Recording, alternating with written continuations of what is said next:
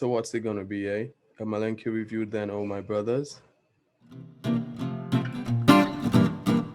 Welcome to Alexander Reads. Here I talk about books and stuff related to books. If that sounds interesting to you, subscribe for more related content. Today I'll be talking about A Clockwork Orange by Anthony Burgess. Um, I think the author considers this to be his least favorite book out of all that he's written. Um, I haven't read any other book by him though, so I don't think I can have an opinion about whether or not this is his best work. But this book is great, and I just found it interesting that his most popular book is his least favorite. Anyways, it was published in 1962, and it's a pretty short book. I guess I should have added it to my list about short books that I made, considering how much I loved reading this. Well, I could always make another list. I read this in 2017, and I had heard it come up in conversations about sci-fi classics, and I just thought to read it and see what it was about. And in my opinion, I don't. After reading it, I don't consider it to be a sci-fi book at all. Even though I understand why lots of people will consider it to be sci-fi because there are bits of like sciencey stuff in it. But yeah, just not enough for me to be able to consider it sci-fi.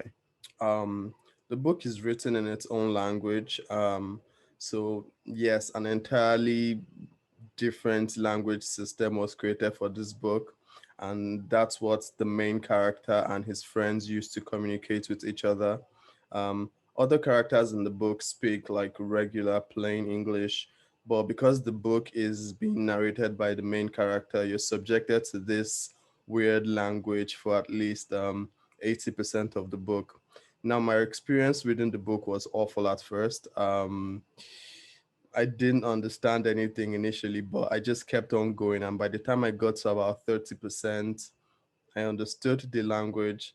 And by the end of the book, I understood it so much so that I even wrote an entire review about the book in this weird language that was created by the author. I'll post a review in the weird language in the description. I think I was very proud of myself at the time for how much I learned the language. But the language, as I understand it, is like this hybrid of English and Russian. So I guess if you understand Russian, it might be a lot easier for you to follow along off rip. Um, so in A Clockwork Orange, we follow our narrator Alex, my namesake. He's a 15-year-old boy who roams the streets with his friends, and his friends, or droogs as they're called in this language. The language is called Nadsat, or is it Nasdat? I think it's Nadsat. So that's what the made up language is called. So Alex and his droogs go around doing very unnecessarily violent things to people just because they can and they are bored. And I'm talking all kinds of violence. So whatever you can possibly think of, from burglary to rape to beating people up. They indulge in all sorts of stuff. And Alex is pretty much a psychopath because it's unthinkable the kinds of things they were doing. And he and his friends, or droogs, call this violent act ultraviolence. And to them, it's just as important as breathing air. So one day they're in the midst of a burglary, performing this ultraviolent acts, as they say, and something goes wrong. Alex finds himself unconscious, and he's picked up by the police. And I guess that's where the main idea of the book kicks in. Alex is sent to jail, and they basically put him through treatments that take away his ability to do evil. Um, some sort of behavioral modification therapy, if you will. So the major theme in this book I find is the idea of morality and free will. It asks the question of whether or not you should take away the ability of someone to choose whether they do good or evil. If you take away the choice of someone doing evil and condition them to do good, is that not evil in itself? Also, if someone is doing good because they can't consciously do otherwise, is that really good? Is good not good because it's a choice that you make? I think the book was really important for me because it made me think about that question a lot. It shows a future where free will is thrown out of the window and all in a bid to try and cut down crime. And it shows how that world would look like. Um, is it really better for a man to have chosen evil or to have good imposed on him? Um, I feel like I asked that same question 5 times in 5 different ways.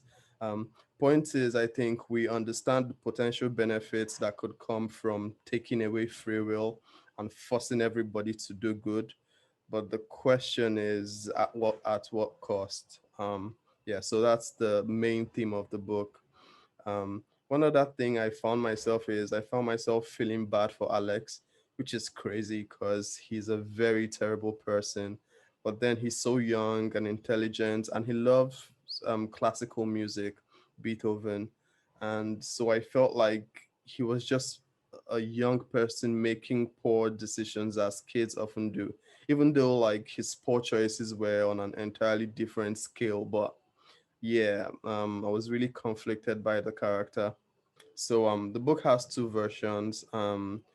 One that had the last chapter in and one without it. Also, the movie adaptation by Stanley Kubrick, which I thought was great, by the way, did not have the last chapter as well. Um, I've read the book with the last chapter and I've seen the movie without the last chapter. And I can say for sure that it felt incomplete and unresolved without the last chapter. I felt the last chapter was really important for the character arc. It made the entire story deeper and not just written for shock value. So Alex's growth and redemption is what the last chapter really talks about, and I thought it was really important for the story. So, however, I understand why some people didn't like it because Alex pretty much didn't seem like he was remorseful about the things he did. He almost felt like he just got bored of being a psychopath and he decided not to be one anymore. Yeah. So the book is full of triggers. So it's definitely not for everyone. It's a very disturbing book, with so much violence and at least one rape scene. But however, because the book is written in this Nadsat language, it sort of softens the effect of the violent scenes. I think it would have been a lot more brutal if the book was written in plain English because it might feel like the violence was gratuitous. But I thought it was necessary. The violence, I mean, was necessary for the author to make his point. Um, I rated the book 5 stars. I thought the writing was really great. It's short, it's fast paced, and yeah, it's definitely. I think I'll add it to one of my favorite all time classics. Yeah, that's it from me today. Don't forget to subscribe if you're new here, and I'll catch you in the next one.